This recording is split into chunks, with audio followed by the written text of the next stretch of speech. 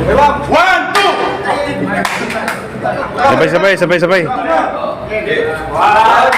3, 4, 5, 6, 7, 8, 7, 6, 5, 4, 3, 2, 1. Again, 1, 2, 3, 4, 5, 6, 7, 8, 7, 6, 5, 4, 3, 2, 1. 1, 2, 3, 4, 5, 6, 7, 8, 7, 6, 5, 4, 3, 2, 1. Thank you.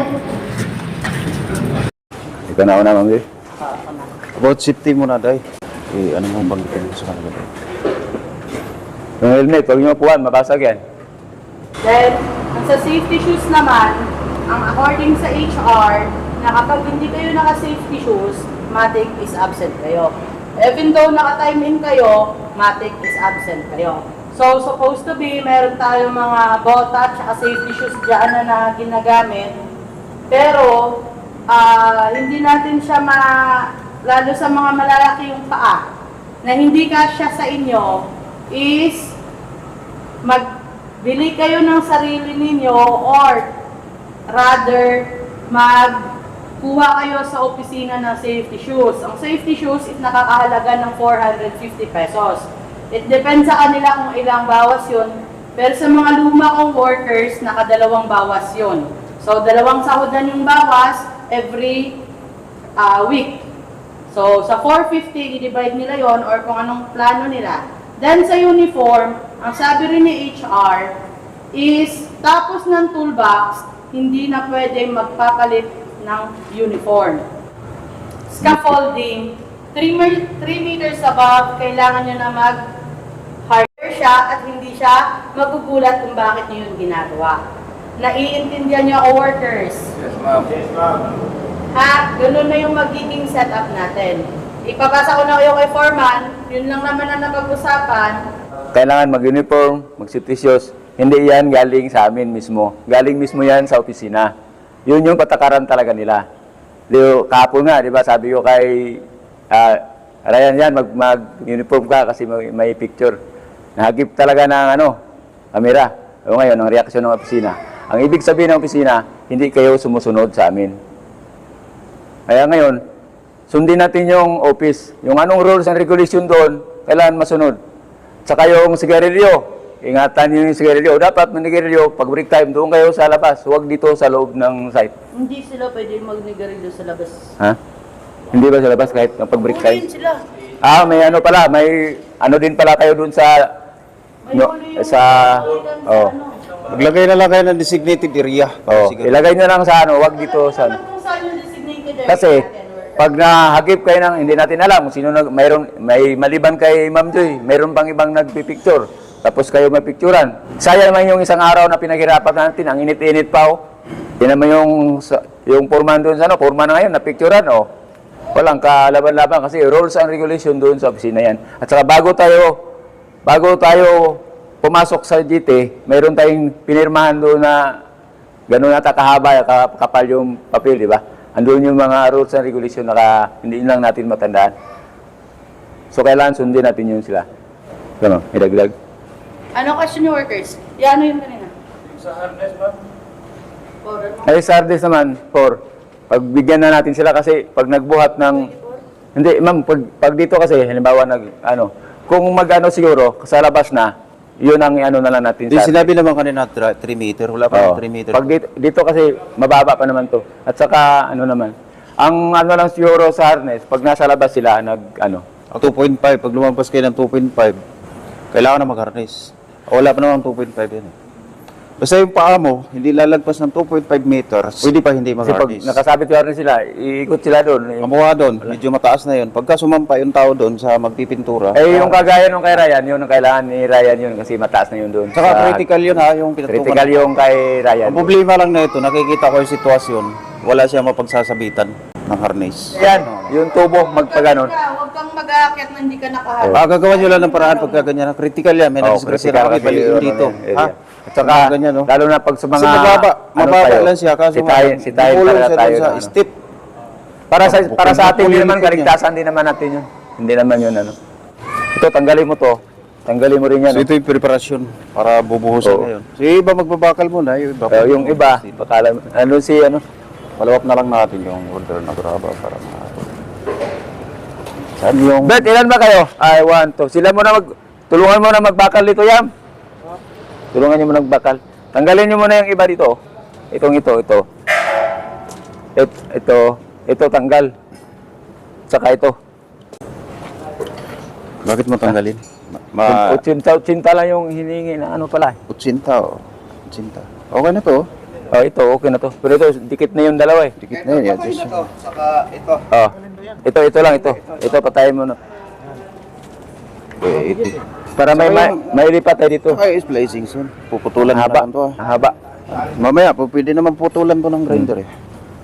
Kahit Ito natali, eh. Kahit natali na yun.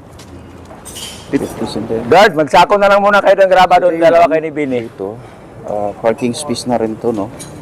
Hanggang doon yan, paikot. Partner kayo doon yan. Hindi Oh. nakaschedule ngayon para puputulan Mar, nila. dalawa kayo ni Albert. Magsako din doon. So, tuloy-tuloy yung pagdidevelop sa part na to. Sako kayo ng ano, Yam. Ito, nakatumbok na to doon, no? John. Kailangan lang po. Yung splicing nito, gawin mo lang 50. 50. Putulan natin to. 50 lang yung splice Kaya natin. pala pinatay ito. Kaya pala tinapunan. Hindi ito yan. Pwede naman natin iangat. May cut off pala doon. Cut offin na lang. Wala. Iangat lang ganun. Pwede? Pwede yun. Manual yun eh. Bet, pakilabas mo na yung cut off, Bet. Wala na oh. Nakatingin ko na yan. Ay, Saan na Ben! yung isa ron? Ben! Ben! Huwag mo na dito. Doon muna tayo.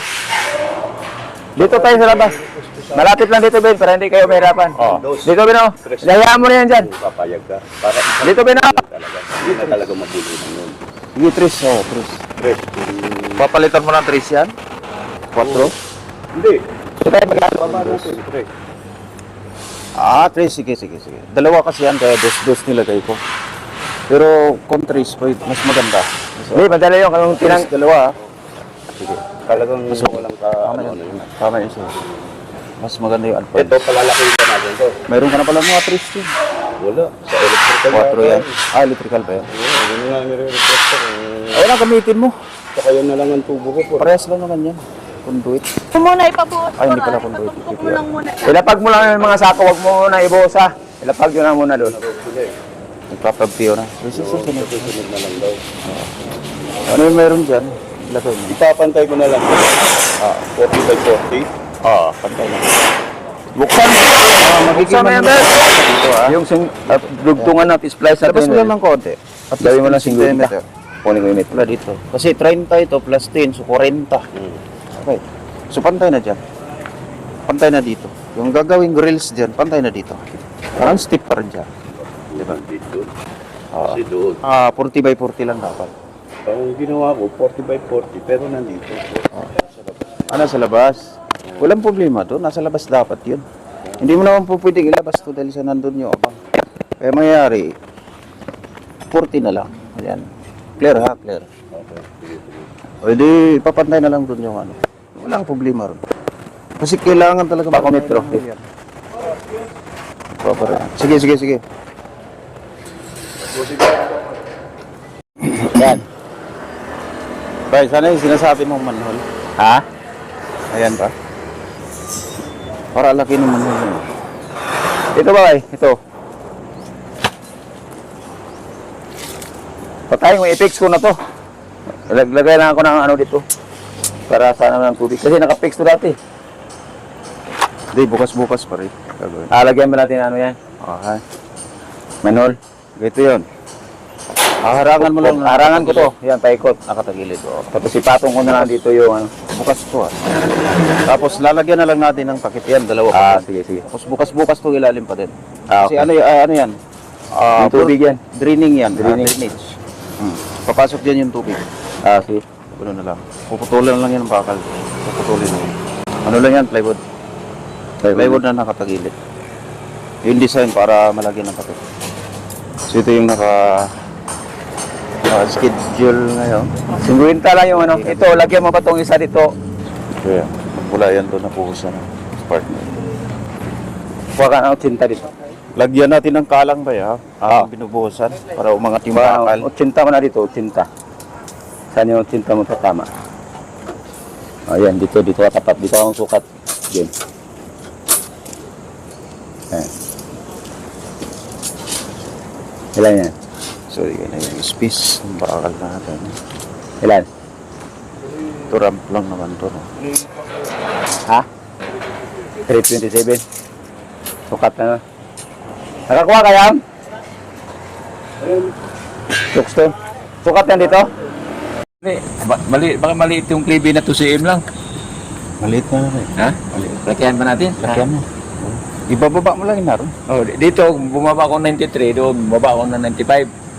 93, 95 to 2cm. lang. Lakihan mo. Lakihan pa. Ibaling numipis ka doon. Pagka ito'y tinapingan, kapit na kapit yan. Yung gitna para mag-gano yung tubig. Oo. Pagdating Yan, doon. ganyan. Sige, ganun ko na yun. Oh, huli-hulihin na lang yan. Oo, huli. Kung saan yung pabor sa ano, doon ko ibagsak ko. Ang problema, baka wala na yan doon pag dinala mo pa doon. Hindi. Pwede mag-angat ka dito ng konti. Ayan ako pa dito. Oo, stikit na. Total, manipis lang naman tayo. Oo. Dito lang naman makapal, dito lang naman malalim eh. Oo. Ito, ano mo kay architect, kailangan mag-ano muna dito, bay. Mag-tapping muna dito bago Mag-waterproofing. mag-flash flood. Tapping mo na. Oo, naka-elevate din yan. Magmula sa finish mo dito, iangat mo lang ng 5 cm. Oo, kasi di ba pag siyar yan, itatiles po nila bago yung water ano natin. Saka na natin i-waterproof.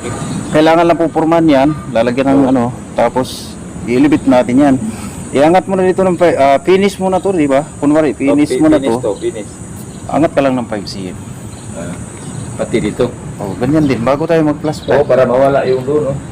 Kasi hindi ka pag-flash flood pag hindi yan, ano, hindi rin natin yung waterproof yan kasi alanganin ano, doon na tayo mag-waterproof sa taas. Sayang yung waterproof. Isama ko kung sa ano. Yung tatlo, yung CR ha. Sige. Sa ganun din dito, nakaangat ito ng 5 cm. Oo, 5 minutes, parehas Parehas naman.